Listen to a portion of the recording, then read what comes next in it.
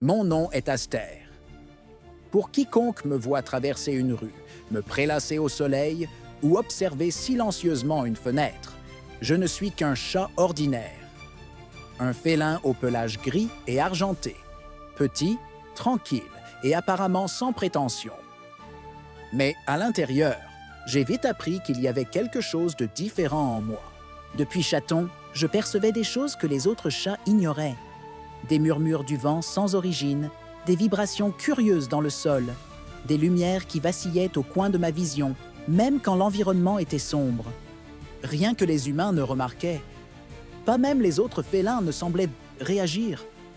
Je pensais que j'étais simplement trop sensible. Avec le temps, j'ai réalisé que ce n'était pas de la sensibilité. C'était de la perception. Une sorte de sixième sens, profond et instinctif, qui me guidait vers des lieux singuliers. Des lieux où l'air semblait avoir une mémoire, où les murs gardèrent des histoires, où le temps ne s'écoulait pas normalement. L'épisode qui allait tout changer s'est produit un après-midi ordinaire. La ville était silencieuse et je marchais dans une ruelle étroite derrière un hangar abandonné. Là, j'ai trouvé un vieux mur avec de larges et profondes fissures. Mais l'une d'elles semblait pulser légèrement, comme si elle respirait. Je me suis approché.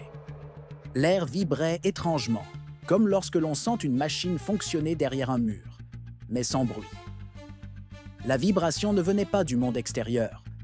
Elle venait de la fissure elle-même.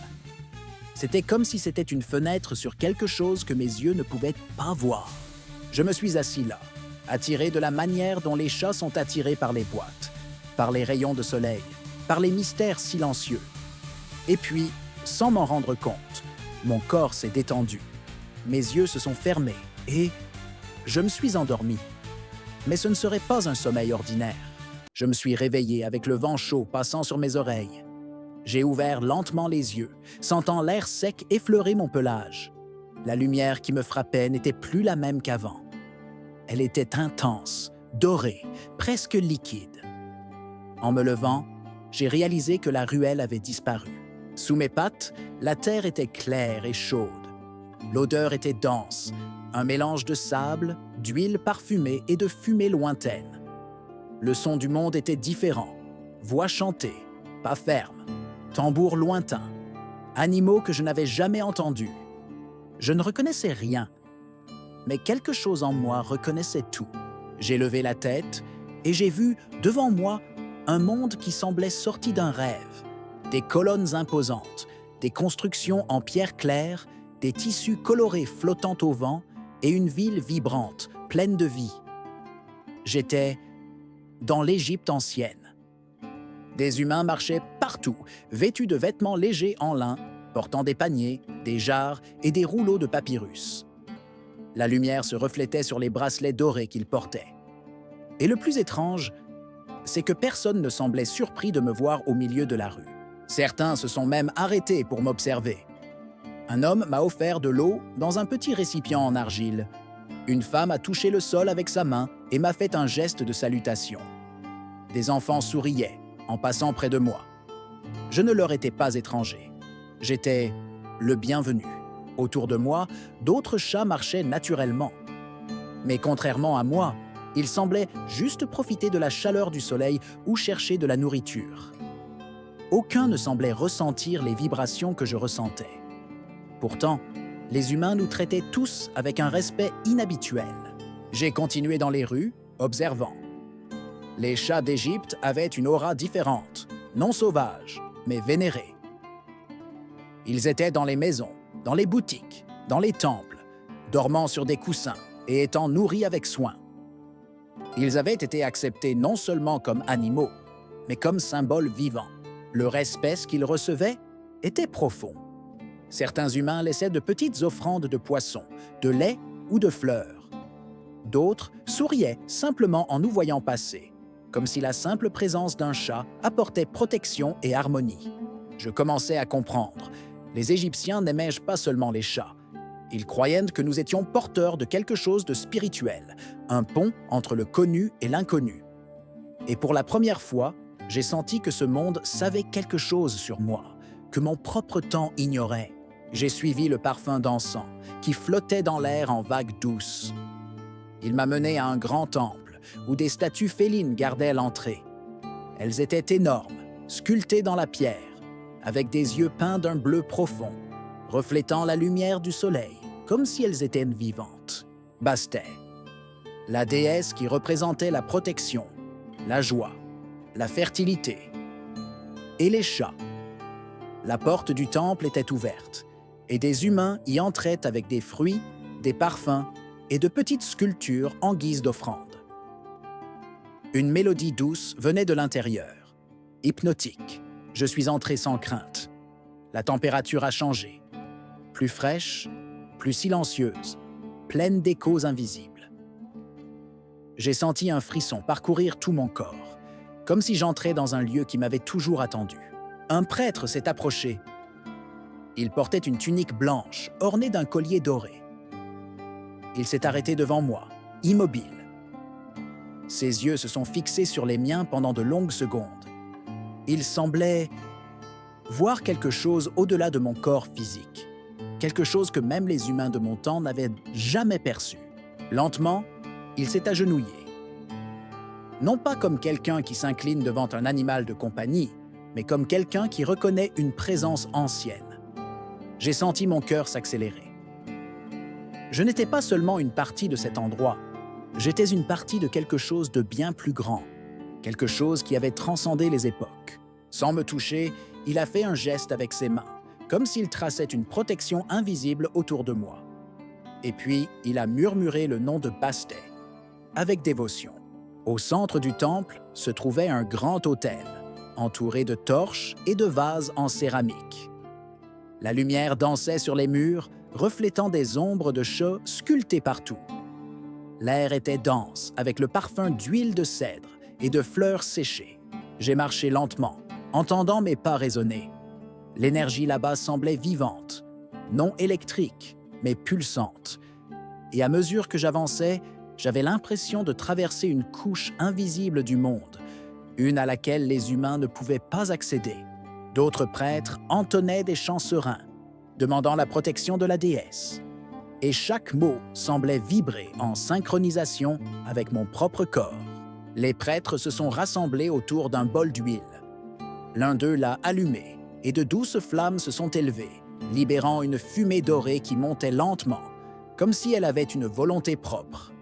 Toute la salle brillait de ce mouvement. La vibration que j'avais ressentie dans la fissure est revenue, maintenant beaucoup plus forte. Elle était dans tous les coins du temple, pulsant dans les murs, dans les colonnes, dans les statues. Et en moi aussi. C'était comme si le temps disait « Tu as déjà été ici. » Pas physiquement, mais d'une certaine manière, spirituellement. Comme si ma capacité n'était pas un accident, mais un écho de quelque chose que les Égyptiens connaissaient déjà. Je me suis approché du bol. Le feu crépitait et les flammes se reflétaient dans mes yeux. Le prêtre le plus âgé l'a remarqué. Il a incliné son visage et a murmuré quelque chose que je n'ai pas compris, mais que j'ai senti. C'était comme s'il me parlait directement, au-delà du langage. Soudainement, le sol sous mes pattes est devenu tiède, puis chaud, puis vibrant. L'énergie est passée de la pierre à moi, et tout mon corps a frissonné. Je n'étais pas seulement dans un temple, j'étais à un point où le temps était mince, fin, presque brisé. Les prêtres ne l'ont pas vu. Pour eux, ce n'était qu'une partie du rituel. Mais je savais, cette vibration était la même qui m'avait amené ici. J'ai regardé autour de moi. Les statues de Bastet semblaient me fixer. Les yeux de pierre, si parfaits, reflétaient la lumière des torches comme s'ils étaient vivants. Pendant un instant, j'ai senti qu'elles me reconnaissaient, non pas comme un individu, mais comme une espèce. J'ai alors compris pourquoi les Égyptiens vénéraient les chats. Pour eux, nous étions des protecteurs, des gardiens, des messagers entre les mondes et des symboles de ce qui existe sur le plan invisible. Et d'une certaine manière, ils avaient haute raison.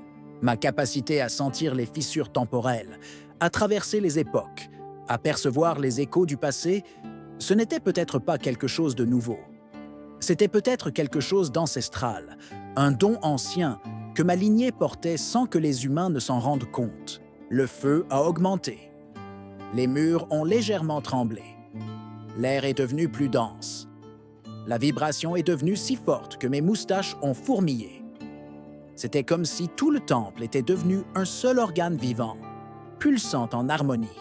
Et puis j'ai entendu, non pas avec mes oreilles, mais avec quelque chose en moi, un appel, un écho profond, résonnant comme une voix ancienne.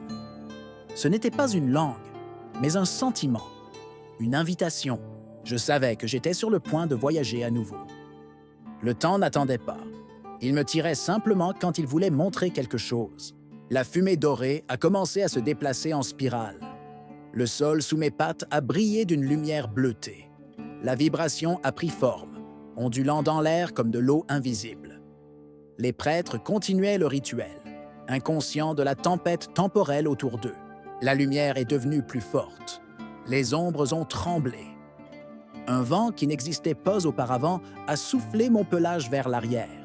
Et puis, sans avertissement, la réalité a semblé se défaire comme du sable soufflé. Le temple a disparu. La fumée s'est dissoute. Et j'ai été entraîné, pas vers le haut, ni vers l'avant, mais vers un autre endroit. Quand j'ai ouvert les yeux, j'ai senti le sol froid de pierre sous mes pattes. C'était la nuit, et l'air était chargé de poussière et de tension. Des lumières vacillaient au loin. J'ai entendu des bruits métalliques, pas pressés, chocs de métal, cris. L'atmosphère était lourde, comme avant une bataille. J'ai cligné des yeux, essayant de comprendre. Des ombres se déplaçaient autour de moi, grandes, humaines, portant des armures et tenant des boucliers. Je ne savais pas encore où j'étais, mais je savais une chose. L'Égypte n'était pas la fin. Ce n'était que le début. J'ai levé les yeux. Des flammes éclairaient le ciel nocturne. Des soldats marchaient. Un vent froid est passé, apportant une odeur que je n'avais jamais connue. Poudre à canon, peur, détermination. J'avais été projeté dans un autre moment crucial de l'histoire. J'ai été entraîné dans un autre moment critique du temps, un tournant qui allait changer le monde pour toujours. Si tu veux suivre mon voyage et découvrir l'histoire dont je suis témoin, abonne-toi à la chaîne. Et dis-moi dans les commentaires, où penses-tu qu'un chat comme moi a atterri cette fois-ci? On se retrouve au prochain saut dans le temps.